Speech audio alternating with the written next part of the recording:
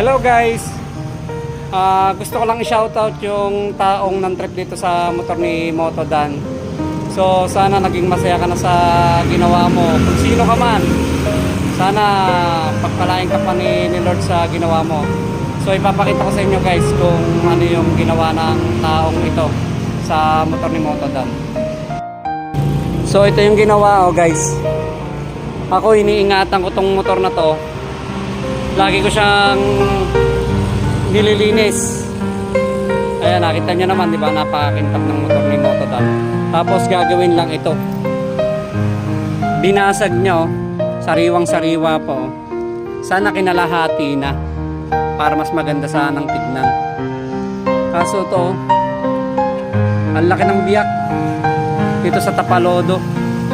So kung sino ka man, sana maging masaya ka. Ingatan mo sarili mo, huwag mong pababayaan.